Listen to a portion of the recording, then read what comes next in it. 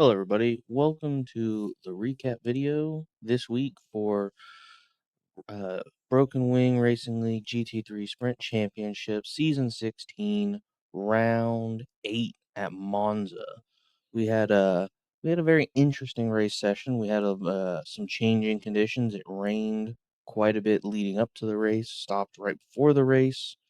So you can see some puddling as we're about to take the start here.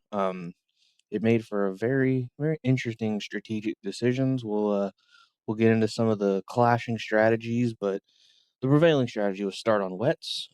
So we took off here about 40 cars, uh, starting on wets, and the action kicked off pretty quickly. We're gonna kind of fast forward into this.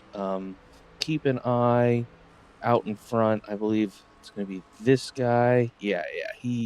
This is Max. He gets caught up in a puddle over here and across the track, boom, destroys Joshua Justice's rear bumper. The Ferrari feels very delicate. I feel like I see these things cut in half every time they touch anything. Um, and then Zach comes and gives him just a little extra nudge. Chris Stewart sees, 3 wide up here, sees a couple of missing bumpers, and just says, "You know what? I'm going in the grass. Not today. I am not getting caught in all of that shenanigans." That was pretty funny. This was such a tough here. Let's go to my view. I lift crazy early because the spray was. Oh, you can't see the spray in this. Oh, yeah, you can. There you go. I mean, what can you see? I I have no idea what's going on. I just all of a sudden it clears. I'm like, oh shit, there's a ton of space in front of me. So yeah, that was pretty hectic at the beginning here. We'll keep going through because the rest of this mid pack in lap one has a little bit of fun. We had here. Let's go back. We had Chris still kind of struggling to get back in. Joshua D, I believe, finds himself in the grass, some bumping, some shoving. Uh, just pure chaos. Now let's go up because Kurt Moss had just a rough first lap, and I gotta say, I totally know, I totally feel you. He misses his break in the wet, narrowly avoids. That was really good by him to not take anybody else out with him. He creeps back onto the track, just trying to survive. Too wide with Jackson there. There's no grip. Cold tires, wet, and then he's about to hit this puddle on the inside and split these two. Quite impressive that there was no chaos, no damage from that, but he's just stuck on the paint and in the puddles. That was tough for him. Really quite tough. But honestly, after that, the chaos kind of subsides for a bit. Me and Craig are about to go too wide, kind of through here. He tries to switch back on me. Um, Everyone's being pretty good, and nothing too much. I uh, don't get braked enough here. You can see I'm a little sliding, a little drifting out in the green. Lose all the spots I made from the chaos.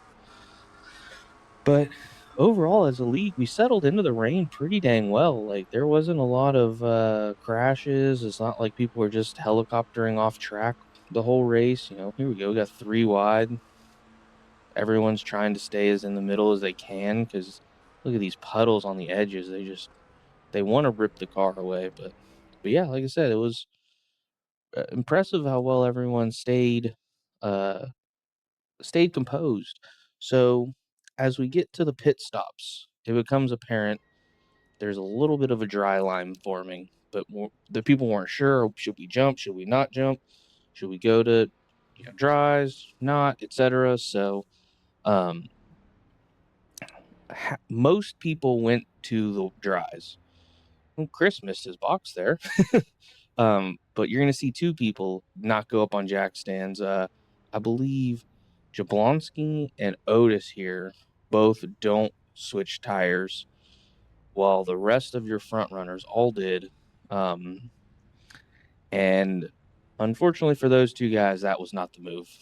For For the first lap, it was here because as you watch Jacob have an unfortunate moment on wets. But for everyone else, the dries, if you could survive the warm up, they were way faster than the wets. The wets were we were seeing 250 on the front left. See this dry line starting to form. Um, it was definitely the move to get to the dries, but the issue is there's just no way to pass. You can't brake in this damp section on dry on slicks. We're about to see one of a few pirouettes from the dry runners from Austin here. But yeah, it was definitely the move. It was very difficult, and I understand why a few people thought maybe staying on, especially when Otis and them see this happening, like, oh, we definitely made the right choice. But after about a lap or two, it was pretty evident that it was not the right choice. And I mean, if you here, let's hop back to me, and we'll look at what did I get 20th, the like second to last lap, and the last lap, I think I passed four or five people just because they were on wets. Yeah, see, I think we're running someone down up here. Um, they were on wets and that they were just dying. Like they had no pace left. Look at how dry it got. Yep, there's one. Here's another. And I think one or two had to go in the pits because they couldn't do it anymore. But yeah, it was brutal. The drives were absolutely the move. I don't think there's anybody else. We'll speed through. Um, the drives were absolutely the move. There was just you couldn't keep the wets in temp. Look at this cool drawing I made. It's like a flower. Uh, let's go in. We got one or two more highlights. Let's look at Gage and Austin's finish because this was pretty righteous. Austin led most of the second half here, but he was saying he had a fuel save. He was running out, and he switched spots with sister teammate Gage to try to take his draft and make it to the end. Um, and I do believe by the end of this he was sputtering. But I would like to look because they were very close across the line. Um, I think they were going for a little Ford versus Ferrari, like 10 miles situation here. See pass at the same time. But that's pretty freaking close. I would say that's as close as you can get without messing it up. But we're gonna watch Jeff and Alex. This was your closest finish. Um, these two, Jeff kind of runs a little wide. Alex has a good run. Now, mind you, on Tuesday, Jeff had this exact same situation on the last lap against a Mustang with Chris Chitterling and the Endurance Black, and Jeff lost by just the nose, and he damn near did it again. I honestly, watching this, I thought Alex had got him. We'll get up to the line. Let's go back to right where Jeff crosses. Let's jump to rear chase. Let's even go. Yeah, that is that's crazy. That was 0.064 seconds gap. Um, but Jeff holds him off, completes the Valhalla 1-2-3. They sweep the overall podium. Jeff obviously means he won the pro-am class. So yeah, it was a pretty spectacular race, honestly. Like I think the conditions were perfect. It was tricky, difficult. It required some real thought and strategy. Some people got it right, some people didn't. We saw Gage, or not Gage, we saw Austin do that pirouette. He was not alone. A couple other cars did the exact same thing. Ascari claimed like 1,000 victims. It was pretty brutal. But yeah, that was pretty well set up. We really enjoyed that. I thought it was perfect. We didn't want a crazy downpour that made it not fun. Like this really required some finesse and some work, which made for awesome racing. So let's hop into the awards. Your Trey Mistack Memorial Hard Charger award goes to Craig Reese, who went P30 to P12, 18 positions. That's a lot, pretty insane. This is definitely a situation to make something like that happen. You know, the rain, and he just kept his nose clean, didn't get in any of the chaos, and he takes home the award. I will give an honorable mention to Trey here, who obviously had the most of 32 positions gained. He got 5th overall, starting last. With the fastest lap, as you can see here on the the last lap, he got the fastest lap, and with 0 incidents in the rain, moving through the pack. That's something you gotta tip your cap to. That's hella impressive. Uh, I know it could be polarizing going through the pack and, kind of scaring some of the newer guys, but yeah, to make it through like that, it's very, very impressive. Um, yeah, and especially to do it with no incidents and fastest lap. He got on lap 24. The average was lap 23. Makes sense. That was near the end, as dry as it was going to get. Lowest fuel, driest track. That makes sense for what people would expect to be the fastest lap and kind of when the fastest lap was.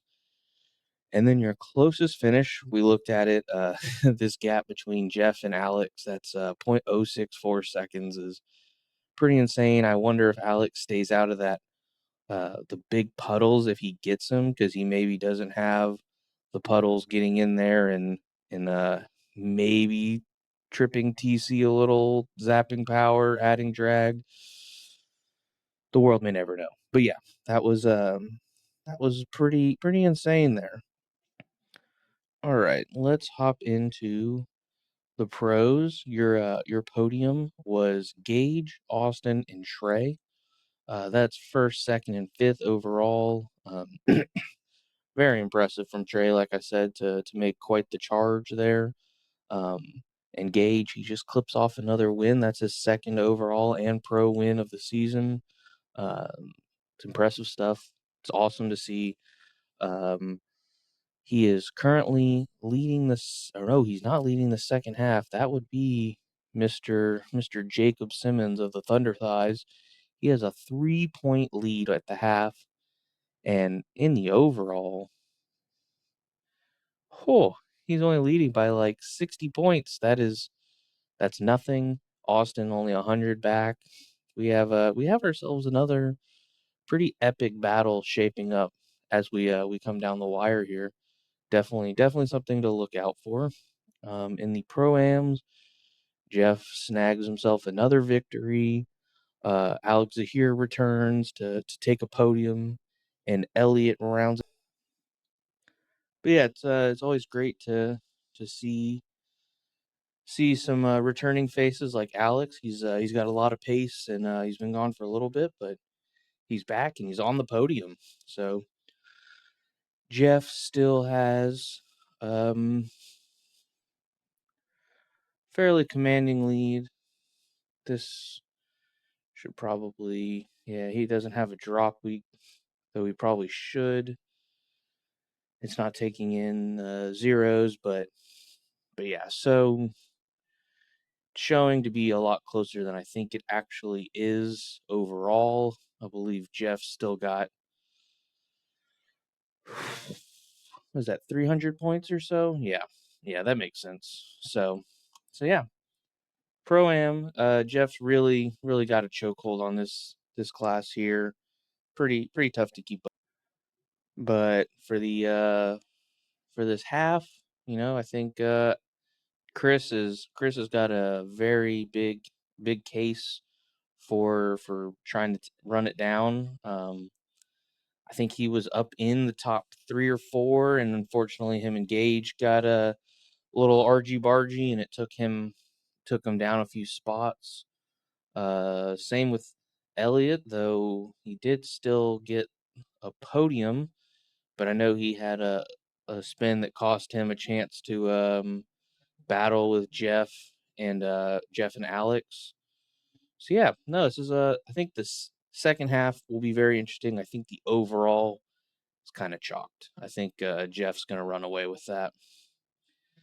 Let's move on to the AM class where Jason Daly or Jake Daly takes a win.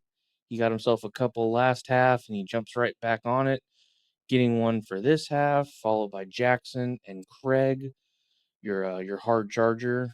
Um, the net points is still Adam Tingle. It's not taking any drop weeks really into account yet. Um, but yeah, so he's got, this is a close battle. Everybody in this top, I don't know, is this four? It's basically tied. So really, really good battle for the AM title. And in reality, all the way down to even my slow ass self. Uh, this is all podium shit. We even go down to Andrew here. I think everybody in this group here is still battling for a podium for the half. But Jake he's got a killer lead on this overall championship. He's got 400 points almost, so I think he's going to walk home with a full season championship and a Porsche nonetheless. We had a couple of Porsches showing up, which is interesting. I know they had an update, a little bit of an aero change, so good for them.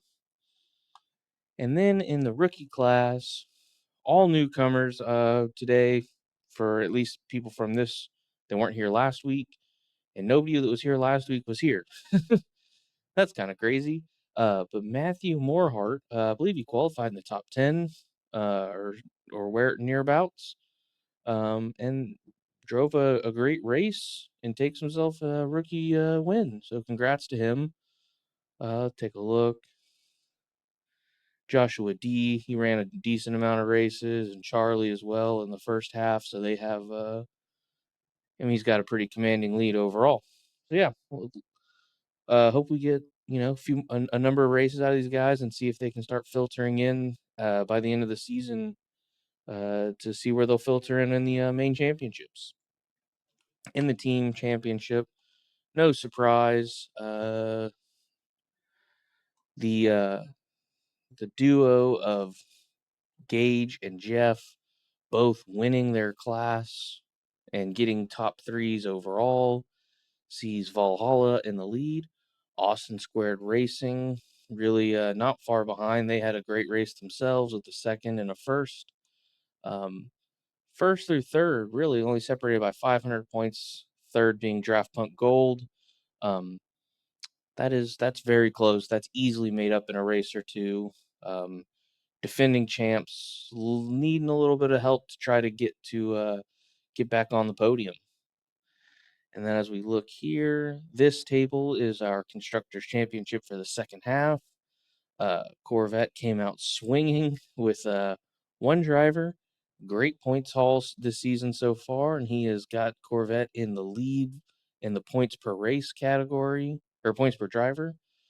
Surprise hitter, Porsche shows up in second with a couple of cars here, not many less than the Mustang. We have a lot more even counts here. That's why I separated these two. I knew we were going to get some changes. We'll do an overall champ for this down here at the bottom later on. McLaren, my boys, we're moving up. We're in the top 5 now. And your first half champ has no drivers, so I had to just give them a point so that it wouldn't mess up my formulas. But they are in 9th. The Aston and the BMW and the Mercedes round out the bottom 3 here. And Ferrari, even though it had 2 of the top 3 finishers, finds itself dead middle of pack. Though it does have the most points overall just per driver, it's mid pack. Let's hop over into the overall standings. So after 2 weeks, including a drop week that nobody has taken yet, we have Austin McGill leading, but he is tied with Gage and Jeff Koffold right behind them. That is a Valhalla 1 through 3, and Jacob and Trey round out your top 5. Yeah, it's another great great run from these top five. I think Jacob had a rough race, but he salvaged enough to stay in the top five for the season. I think that overall win last week really coming in handy. See, we scroll down. 10th place, Craig Reese. We have a tie for 12th, 14th. See who's 20th. Matt Benson didn't even get a chance to race this week, but he did get a chance to stream the race. It was an awesome stream. You'll be able to look it up on Discord. It's in there on YouTube. I'm sure if you type in the Broken Wing, it'll come up. Alex here after one race, 24th. Good for him. We'll just kind of slowly scroll down. We're past everyone who's raced, so this is the bottom of people who have raced this half. Let's take a look at how this affects the full season overall. So Gage has a commanding lead at the moment, looking really quite strong. Otis had a rough race. He got an incident that really wasn't his fault, and it sent him down. As you saw, even I passed him because he's having some difficulties. And then the DC in the first race it's been a tough second half so far for Ryan, but I'm sure we'll see him turn it around, and he still maintains sixth overall. Um, so yeah, we'll just kind of slowly scroll through here. If anybody wants this, let me know. I have no problem sending this file over. It's just on Google Docs or Google Sheets. So yeah, that was our week here. We had it was eventful. I think they really nailed the ratio and the formula for when we go wet to dry. I think it provided good battles, a lot of strategy, a lot of thinking, but it wasn't just a rain fest. Like it wasn't just miserable downpour. So I think they did a killer job setting that up. Um, I'm sure we'll have another one next season. For the rest of the week, tomorrow we have Falcon Series at the Hungaro Ring. That's our LMP3 GT4s. Love for some more people to show up and show out for that. And then Wednesday is your classic ARCA. Thursday's V's and Rays.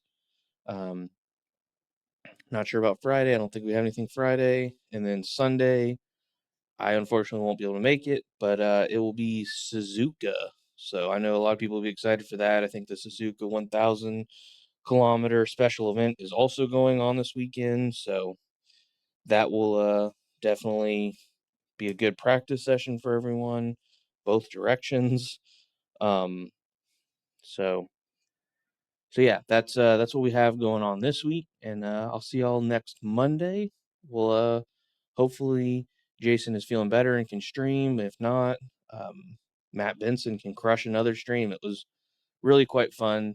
Uh, a little a little chaotic all over the place, and it was awesome. It was a fun ride. I'm happy he did it. I know he said he enjoyed it. So yeah, that was great, everyone. And we'll see y'all next week.